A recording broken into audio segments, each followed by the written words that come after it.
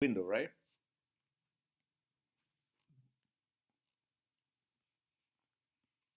Yes, I consider fine. Okay, very good. Um,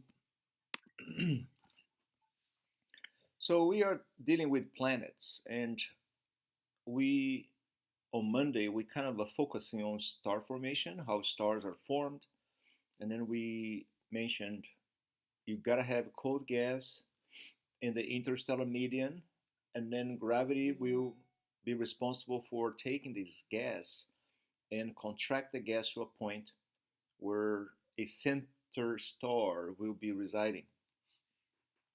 So to form a star, that's the process. But to form planets, you need something else. And what you need is to have this molecular cloud out of which star will be formed to be with a small to be subjected to a rotation, to have some spin. Why is that? Because when collapse or contraction takes place, the initial spin will lead the gas to collapse onto a circumstellar disk, out of which materials that will be used up to form planets and satellites and comets and asteroids and zodiacal light will come out. So basically, when a star forms, most of the gas in the molecular cloud clumps will be residing laterally in the center of mass where the star is going to be. But because of this initial rotation, some of the material, in fact around 10%, will collapse in onto a circumstellar disk that will be orbiting the star and is slowly following onto the star. And then eventually, um, the gas in the disk will cool down to the point of clustering and forming aggregates and planetesimals that will collide and grow in size, forming protoplanets. And then planets are formed, satellites are formed, and so on and so on and so on. So once you form planets, in our solar system, you find a segregation of what we call terrestrial planets and gas-like planets or giant planets. In our solar system, this is true. This is not universal because in other star systems, the segregation is not such as that. But in our solar system, we have Mercury, Venus, Earth, and Mars, and then we have Moon orbiting Earth. And those objects are called terrestrials because they have solid surface made of uh, rocky material, basically. Those are the terrestrial worlds. And further out, where the giant planets are, those they are subject to lower density and more mass and faster rotation and larger number of satellites. They will be formed and their chemical composition will be different. Terrestrial planets are rich in silicates and oxygen, whereas the Jovian planets, Jupiter, Saturn, Uranus, and Neptune, they are pretty much rich in hydrogen and helium. See the difference? Why is that? So, why planets closer to the sun ended up being silicon, oxygen, iron, aluminum, um, potassium, magnesium, calcium, rather than helium and hydrogen? Because of the sun. So these planets, the terrestrial worlds, are closer to the star, closer to the sun, and the sun's heat evaporates, kind of a boil away light elements like hydrogen and helium to the regions where the Jovian planets are located. So this is a simple explanation to it. So the heat of the of the sun enable this light gas to be scattered away, to send it away, sweep it away. That's one thing. And the second thing is in the inner regions of the nebula where planets are formed, so the temperature is much higher than it is in the further out regions.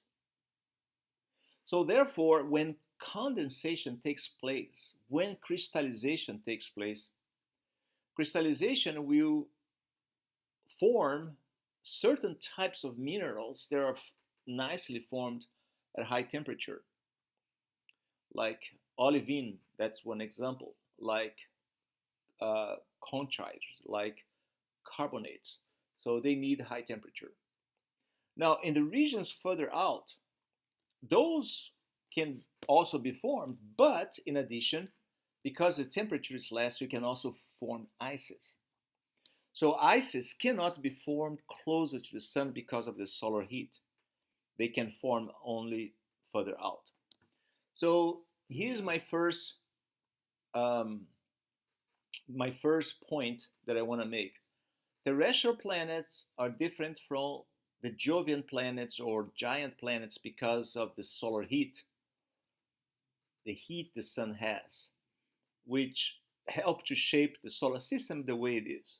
And in organizing planets with their chemical composition the way we observe because of the solar central heat.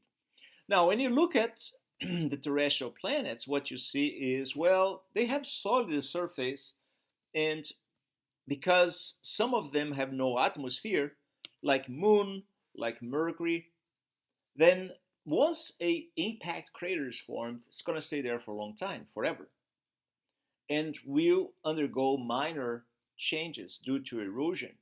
But most of the crater will be the way it was 4 billion years ago when these objects were formed. So let's talk about, in general terms, about the impact craters. So impact craters are always circular. As you look, they look like circles, like this nice one here. See that in Mars?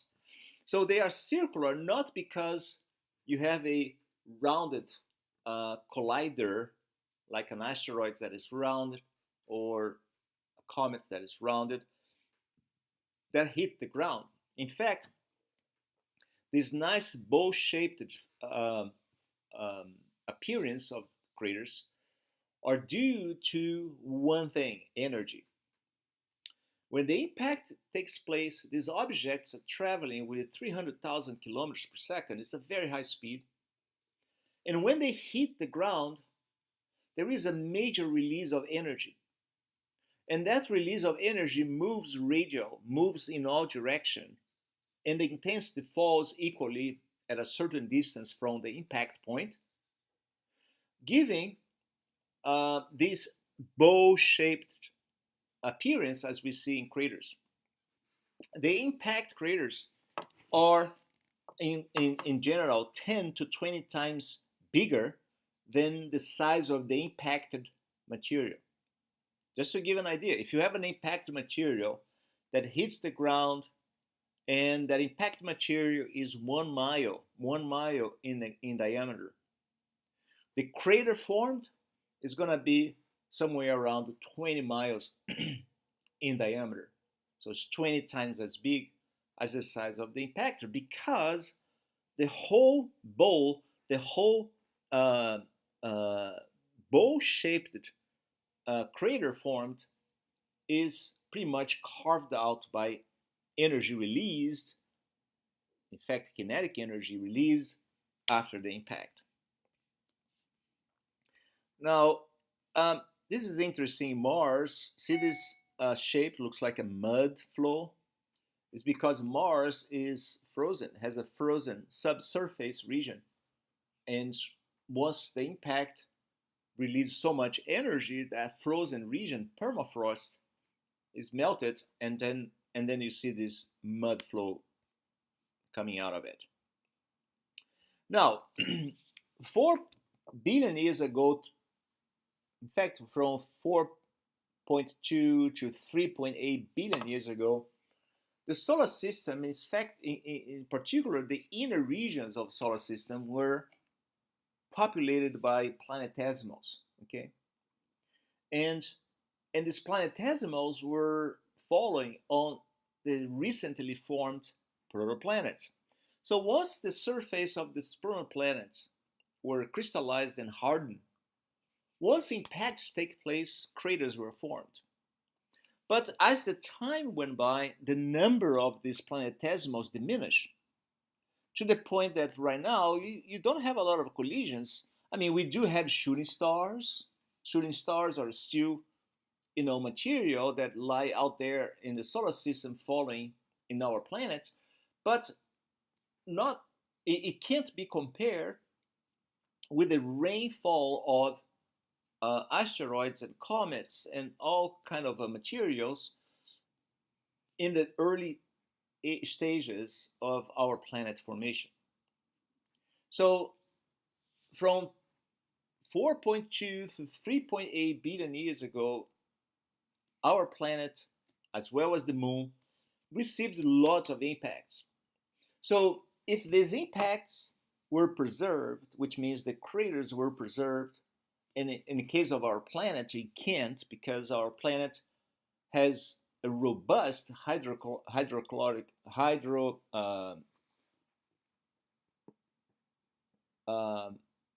cycle that washes out the remaining features of these craters, and also has erosion, the rain and erosion, and the craters are erased. In addition, we have plate tectonics, as I'm going to mention in a little bit. So in our planet, most of these craters that were formed 3.8 to 4.2 billion years ago, they are gone. You don't have them. You don't see them because they are gone. But if you look at the moon, those craters are still there. Moon has no atmosphere. The hydrological cycle is not operating, and erosion is not an issue because the moon has no atmosphere. So there is no wind, there is no rain as we have here on Earth. And moon has no tectonic plates. Just one plate, but it doesn't create the geologic activity we would experience on Earth. So astronomers can use the concentration of craters on a given region on moon surface to determine how old that region is. So for instance, and this is okay, the extra credit in this taping material is going to be all the questions that I have in this class notes. The first one is this. Region A is a terrestrial world, has 20 impact craters. Region B has the same size that region A, has 5 impact craters. Which region's likely to be older? Well, the region likely to be older is the one likely to have more craters, right? And then you could answer the question. Now, when you look at the interior part of terrestrial planets, they all have the same kind of interior regions. They have a crust, they have a mantle, and they have an inner core. In the case of our planet Earth, because of seismic waves, it was found this inner core of Earth is divided in two main regions. One is solid, and the other is liquid. The outer core is liquid. The inner core is solid because of the pressure in there. The temperature grows as you move towards the center. So the center part of our planets is the hottest there is. And as you go out to the crust, the temperature diminishes. But the density is the least in the crust and is the highest in the very inner core. In our planet, you have this liquid outer core. It's not certain if that is the case in other terrestrial planets. I think I mentioned tidal effects in the chat room yesterday. If you have any question, we can talk about it. And magnetic fields. So Earth magnetic fields, as well as the magnetic fields in other planets, especially the Jovian planets, are generated by ionic motion in the interior part of the planet. So planets that have solid inner core, the ionic motion is halted because you don't have free ions moving. is solid, right? The ions, if there are ions, they are in fact atoms stuck to their crystal structure, so they are not moving. But in stars or in planets that have inner liquid regions, these ions move because the temperature is higher, and then you have ions formed because of high temperature. Now, as ions move, they generate magnetic fields, and this is something you guys have to know. Magnetic fields, so the magnetic field and the magnet you have in your refrigerator are generated because of specific motion of electrons, of ions. So the way the electrons or ions move is such that it generates a magnetic field around their path. So if you have several electrons moving globally in the same direction with the same orientation, this motion will generate a global magnetic field that adds up to be the one we observe in planet. It's like a dipolar type of motion, right? Like you can see right here in the case of Jupiter. Another question. So when you answer the extra credit thing, I have a quiz in there. So the only thing you do is say question number 1, 2, 3. You just put the answers in there, and then I will check it.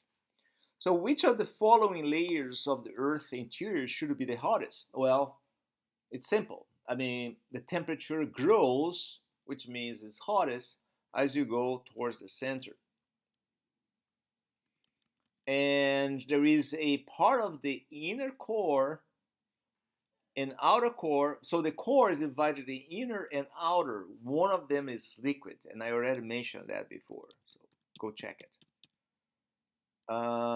And the least dense is the one that is, on the surface, basically, because the density increases as you move down, as you move towards the central part.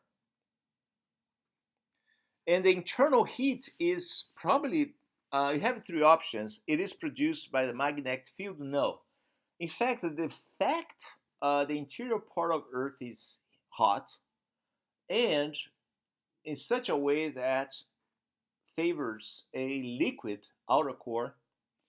That liquid outer core allows for ionic motion. And because Earth rotates, this ionic motion generates a global magnetic field. So in fact, the heat is kind of indirectly responsible for the generation of magnetic fields, not the other way around.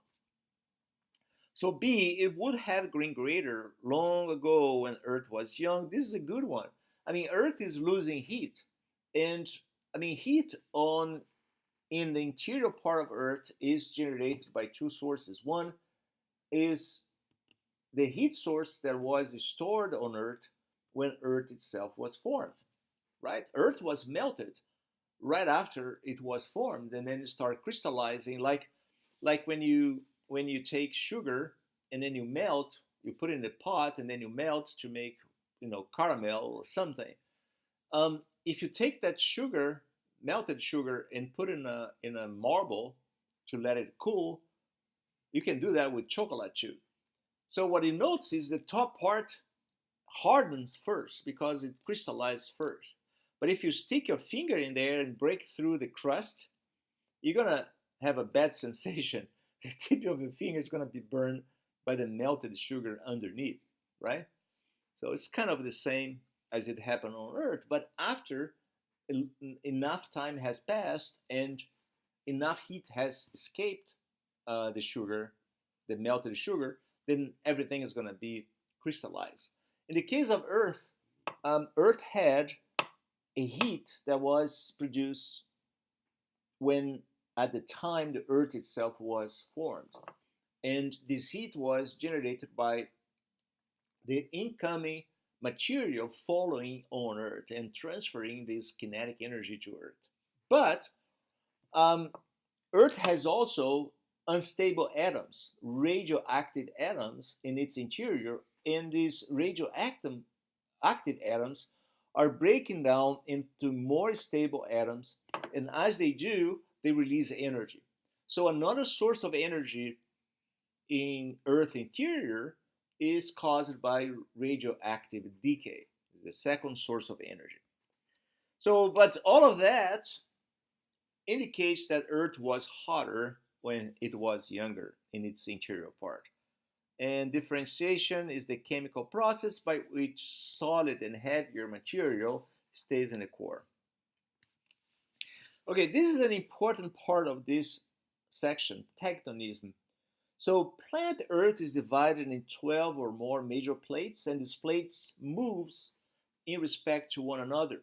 Sometimes they collide, and as they do, they create mountains. Sometimes they collide, and the heavier ones subside and, and slides under the lighter one, creating a phenomenon we call subduction.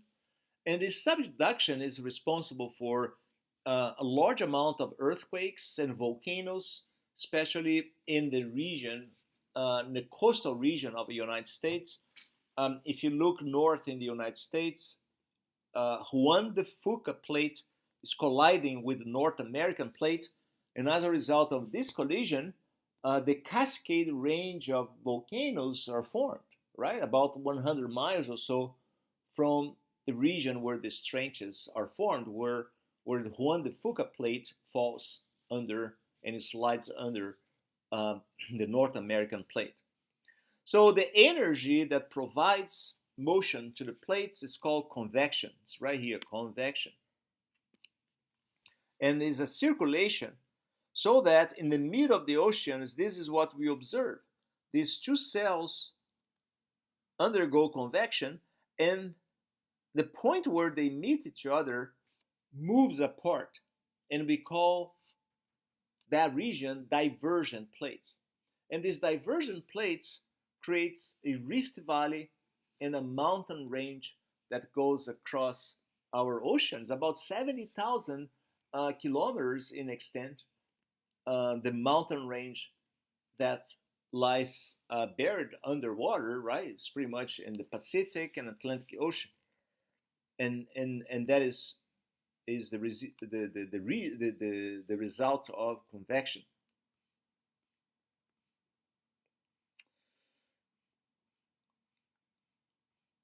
Convection also becomes associated with volcanoes like the Cascade Range, Mount St. Helens, Mount Rainier, Mount Hood. They are all volcanoes. They are the result of this subduction. Let me see if I can show you. If I can show you a video of subduction. Let me write. So, hey, Alisa is there. Hi, Alisa. Subduction. There you go. Subduction. Let me see if I can get a video that explains that better. In fact, I like bio, window, tab, subduction videos. Seduction is not. Oh, did I write seduction? No, subduction. Subduction. That's better. Okay. That's a good one. See if I can show that one. Subduction is when the heavy plate slides. The surface of the Earth is. Okay. So these are the plates. 12 or more. And this is a subduction. The ocean plate is heavier and denser, and then it slides under the continental plate that is lighter, and therefore it stays up. Now, as a result of this, this material coming down here brings water and sediments that eventually reduce the crystallization or the boiling point of material in the asthenosphere, and then as a result volcanoes are formed. So pretty much melted rock bubbles up, forming volcanoes. So this is subduction. Subduction. Let's see if I have another one, a good one here. It seems that a dinosaur is going to come out. That's a good one too. Oops, I don't want to see this guy. This is the subduction. It's going down. So see this material here, accretionary wedge. It's piles up. See that thing is piling up right here. And then sometimes this is snaps up. And when it snaps up, it creates uh, tsunami waves.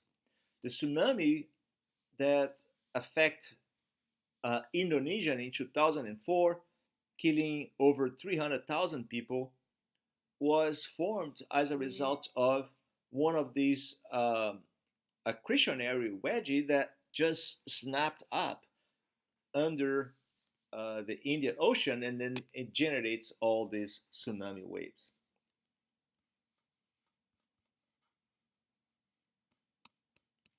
Okay, so let's go back there. Wait a second. So volcanoes. Uh,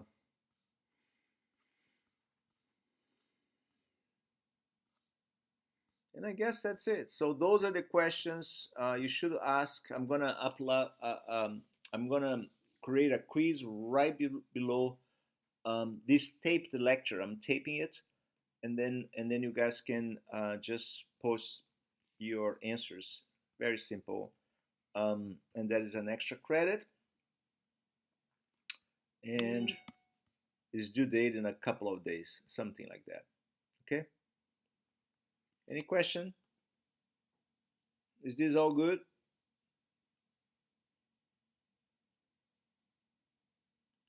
Hello? Did I put you to sleep? Nope. Yes. All good? All good. All right, Gabriel. Thanks for the email. That was nice.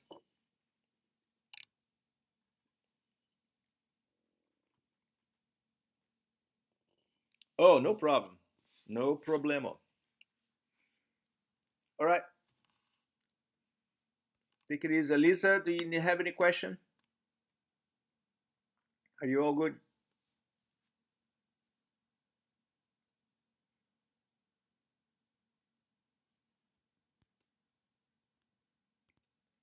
Okay. Oh, there you go. Okay, have a good day, all of you. Take it easy.